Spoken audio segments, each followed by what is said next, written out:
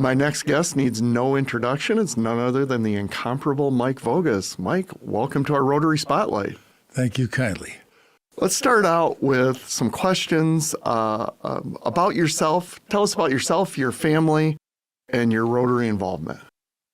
I'm Mike Vogas. I joined Rotary in 2019. I am amazingly glad to be a part of this organization, an international organization of more than 1 million people and more than 200 folks who are my close friends now. I originally joined and asked the president if I could help out with the program because things were a bit challenging regarding the technology. And since that time, I've been invited to bring in my own gear and help the presidents make each meeting just the best that it could possibly be. And so I am absolutely enthused about having each one of our Rotarians be the very best that they can when they get in front of a microphone or in front of a camera. So when I started the YouTube channel X number of years ago, I've been looking forward to just that kind of improvement in everybody's performance. I witnessed that interaction. I think that was probably your second meeting. It was at the lake house, and you raised your hand to take our production to the next level. And we certainly have a Rotary meeting that is broadcast all throughout the world on Zoom and YouTube. And why did you feel that was important for our club? I have been in the theater as well as an educator almost all of my life, and it's always important for me to get the very best that an individual can share. People don't like to be in front of others. They're certainly concerned about it. I share, if you're not concerned to some level, you're either drunk or stupid. And so since none of our members are either of those things, they want to present their best, and I look forward to them doing that. So I do everything I can regarding equipment and concept to get them ready to do their best. Well, you certainly put people in a position to be successful, and it's reflected on our programs weekly. So it's much appreciated as a former president and a member at large today. The Rotary theme for June is Rotary Fellowships. How do you help create fellowship in our Rotary Club through your involvement? I had to look up fellowship because it's a squirmy word in my mind, but it really has to do with how people feel about each other.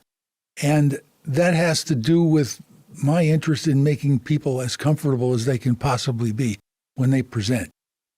I think it was put best by Maya Angelou, who said, "I have learned that people will forget what you said, people will forget what you did, but people will always remember how you made them feel."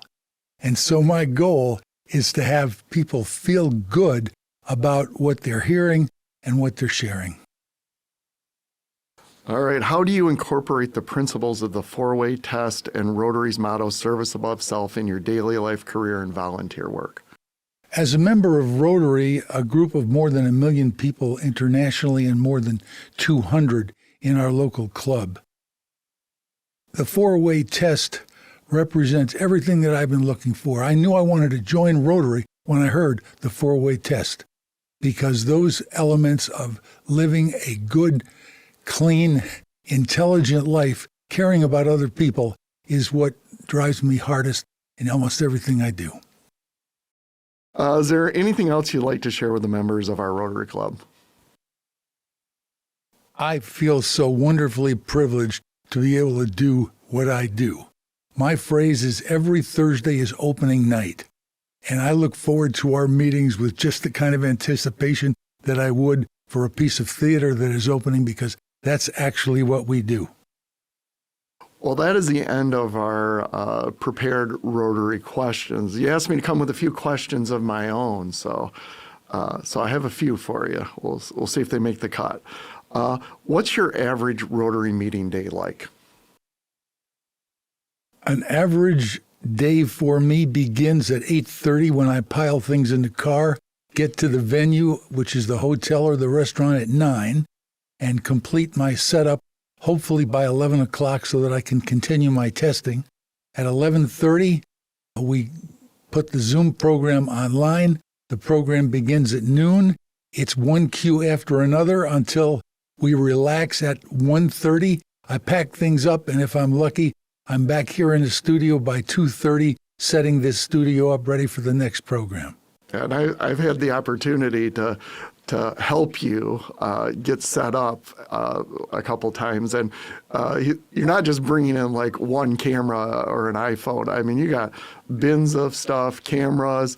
How much production and how much equipment goes in? Because it's not just like one camera looking at the podium. There's quite a bit to what you bring in.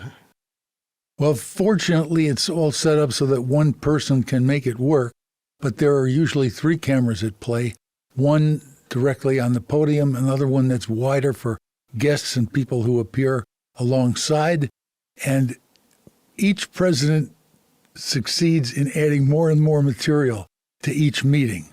And I know that's going to reach the law of diminishing returns, but so far so good.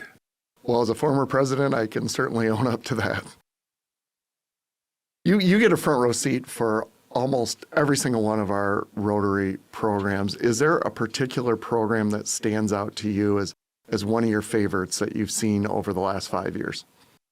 I always enjoy someone who allows themselves to go to their inner self to present, someone who is comfortable enough with their message so that it just flows, so that instead of me thinking about the technical considerations of what's going on, audio and video, all I'm doing is there. I particularly enjoy young people sharing what it is that they have done, and the nature of our Interact young folks is my favorite. Yeah, those are great every year, and I had the chance in my work life to come in touch with a former Rotaractor from Baker College who was out there working in the world, and it was fun to reconnect with her after. I felt like I knew her already because I'd seen her present probably 3 times at Rotary meetings over the years. What gave you the idea for the Muskegon Rising podcast?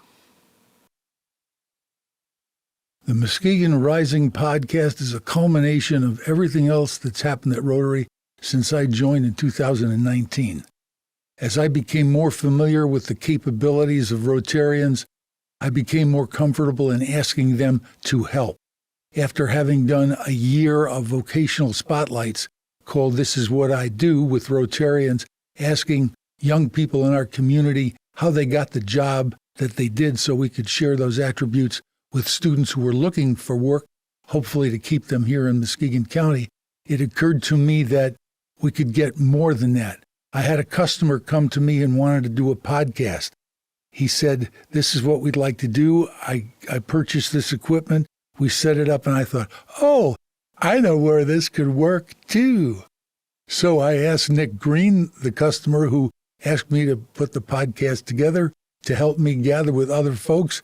And since you're involved too, you big lug, we have been doing this now for almost 6 months. And just today I heard that we had more than 500 downloads.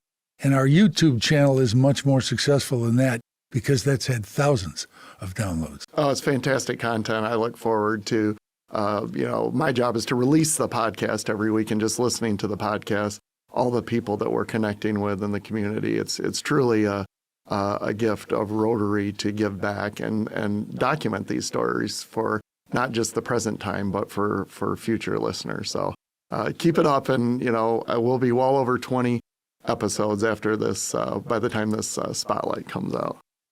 All right, just a couple more questions. You've known President Ginny Sprague for quite some time through your theatrical career and involvement with local Muskegon Community Theater through the Muskegon Civic Theater.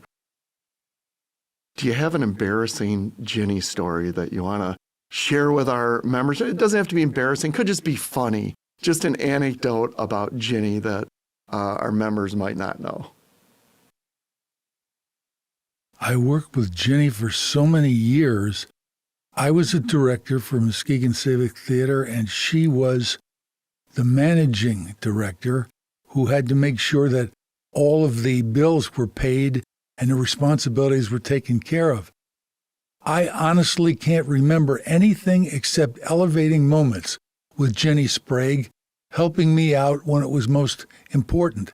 I don't remember a single embarrassing thing that she ever did. She was always there and spot on with regard to helping us. Oh, well, Ginny is fantastic, just like all our Rotary presidents. So I'm going to wrap with one question. You've been in Rotary for 5 years, so, going on 5, maybe 6 presidents. Who's your favorite Rotary president during your tenure? Is there anyone that stands out? Oh, it must be Jason Piasecki because he's sitting right across from me. It is always a challenge for me to get used to a new president. They all bring their own idea of what it is a meeting is supposed to be. And my job is to help them make sure that things go as smoothly as possible.